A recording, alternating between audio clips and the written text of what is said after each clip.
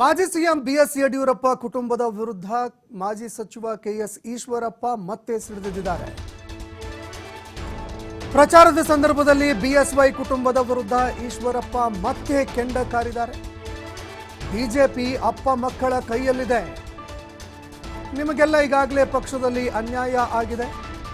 Vijayendra BJP ರಾಜ್ಯಾಧ್ಯಕ್ಷ ಸ್ಥಾನಕ್ಕೆ ರಾಜೀನಾಮೆ ಕೊಡಲಿ, ಆಗ ಎಲ್ಲರ ನೋವಿಗೆ ಪರಿಹಾರ ಸಿಗುತ್ತೆ ಅಂತ ಮಾಜಿ ಸಿಎಂ ಬಿಎಸ್ ಯಡಿಯೂರಪ್ಪ ಕುಟುಂಬದ ವಿರುದ್ಧ ವಾಗ್ದಾಳಿ ನಡೆಸಿದ್ದಾರೆ. ಈಗಲೂ ಕಾಲ ಮಿಂಚಿಲ್ಲ ಅಂತ ವಿಜಯೇಂದ್ರ ಹೇಳಿಕೆ ಕೊಟ್ಟಿದ್ರು. ಈಗಲೂ ಕೂಡ ಪಕ್ಷಕ್ಕೆ ಬರೋದಕ್ಕೆ ಕಾಲ ಮಿಂಚಿಲ್ಲ ಅಂತ ವಿಜಯೇಂದ್ರ ಅವರ ಹೇಳಿಕೆ ವಿರುದ್ಧವೂ ಕೂಡ ಕಿಡಿಕಾರಿದ್ದಾರೆ. ಈ ವಿಷಯ ನಿಮ್ಮ ಅಣ್ಣನಿಗೆ ಹೇಳೋದಕ್ಕೆ ತಾಕತ್ತಿಲ್ವಾ ಅಂತ ಈಶ್ವರಪ್ಪನವರು ಪ್ರಶ್ನೆ ಮಾಡಿದ್ದಾರೆ.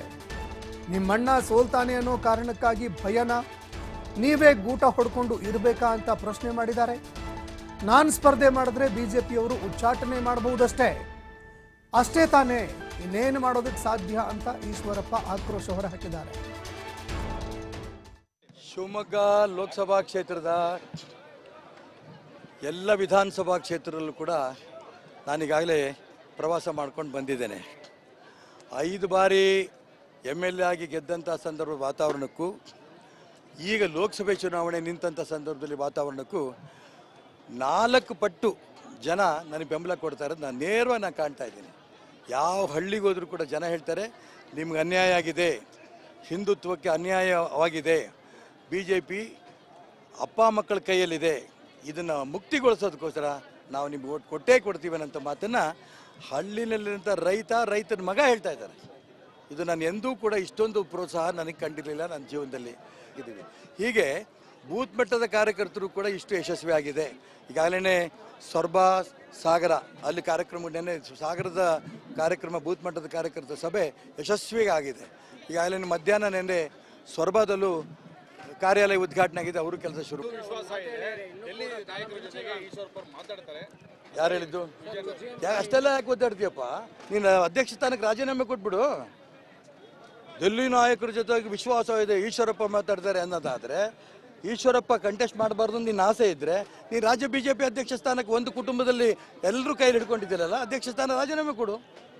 ಯಾಕೆ ಮಾತಾಡ್ಬೇಕು ಕೇಂದ್ರ ನಾಯಕರ ಜೊತೆಗೆ? ಯಾವ ನಿಂಗೆ ಅಧಿಕಾರ ಕೊಟ್ಟಿದ್ದು ಈಶ್ವರಪ್ಪ ಅವ್ರ ಜೊತೆ ಮಾತಾಡ್ತೀರ ಅಂತ ಹೇಳೋದಕ್ಕೆ? ನಾನು ಅದಕ್ಕೋಸ್ಕರ ಹೇಳ್ತಿರೋದು, ಕೇಂದ್ರ ನಾಯಕರಿಗೆ ಏನು ಮಾಡಬೇಕು ಅಂತ ಗೊತ್ತಿ ಡೆಲ್ಲಿ ಕರೆಸಿದ್ರು.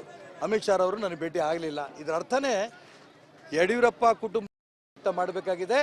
ಅಪ್ಪ ಮಕ್ಕಳಿಂದ ಈ ಪಕ್ಷವನ್ನು ಹೊರಗೆ ತರಬೇಕಾಗಿದ್ರೆ ರಾಘವೇಂದ್ರ ನೀ ಸೋಲ್ಸಪ್ಪ, ಚುನಾವಣೆ ನಿಲ್ಲು, ಗೆಲ್ಲು ಅನ್ನೋಂಥ ಆದೇಶವನ್ನು ಕೇಂದ್ರ ನಾಯಕ ಅಮಿತ್ ಶಾ ಅವರು ಮೋದಿಯವರು ಕೊಟ್ಟಿದ್ದಾರೆ. ಇದನ್ನು ವಿಜಯೇಂದ್ರ ಅರ್ಥ ಮಾಡ್ಕೊಂಡು ಜನರ ದಾರಿ ತಪ್ಪಿಸಂತ ಕೆಲಸ ಮಾಡಬೇಡಿ. ಪ್ರತಾಪ್ ಸಿಂಹ ಪಕ್ಷದಲ್ಲಿ ಕೂರಿಸಿದಿರಿ, ಸದಾನಂದ ಗೌಡ ಕೂರಿಸಿದಿರಿ, ಎಷ್ಟು ಜನ ಪಕ್ಷದಲ್ಲಿ ಕೂರಿಸ್ಬೇಕು? ಪಾಪ ಅವರೆಲ್ಲರೂ ಕೂಡ ಒಂದು ರೀತಿಯ ನೋವು ಅನುಭವಿಸ್ತಾ ಇದ್ದಾರೆ. ಅವರೆಲ್ಲರ ನೋವಿಗೆ ಪರಿಹಾರ ಆಗಬೇಕು ಅನ್ನೋದಕ್ಕೋಸ್ಕರನೇ ನಾನು ಲೋಕಸಭಾ ಚುನಾವಣೆ ಸ್ಪರ್ಧೆ ಪಕ್ಷೇತರ ಮಾಡಿದ್ದೀನಿ, ಗೆಲ್ತೀನಿ. ಹಿಂದುತ್ವಕ್ಕೆ ಅವರೆಲ್ಲರೂ ಕೂಡ ಮತ್ತೆ ನ್ಯಾಯ ಸಿಗತ್ತೆ ನಮ್ಮ ಪಾರ್ಟಿನಲ್ಲಿ ಅಂತ ವಿಶ್ವಾಸಕ್ಕೋದ್ರೆ ಚುನಾವಣೆ ನಿಂತಿರೋದು. ಮೋದಿ ವಿಶ್ವನಾಯಕ. ಮೋದಿ ಬಗ್ಗೆ ಯಾರೂ ಕೂಡ ಮೋದಿನ ಬಳಸ್ಕೋಬಾರ್ದು ಅಂತ ಈ ನಿಮಿಷ ತನಕ ನನಗೆ ಗೊತ್ತಿರೋ ಪ್ರಕಾರ ಆಗಿಲ್ಲ.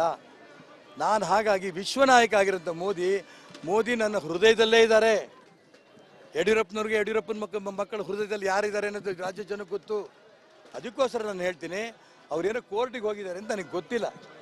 ಕೋರ್ಟ್ಗೆ ಹೋದ್ರೂ ಕೂಡ ನ್ಯಾಯ ಅವರಿಗೆ ಸಿಗುತ್ತೋ ನಮಗೆ ಸಿಗುತ್ತೋ ಬೇರೆ, ಆದರೆ ನಮ್ಮ ಹೃದಯದಲ್ಲಿರೋಂಥ ಮೋದಿನ ತೆಗೆದಕ್ಕಾಗಲ್ಲ.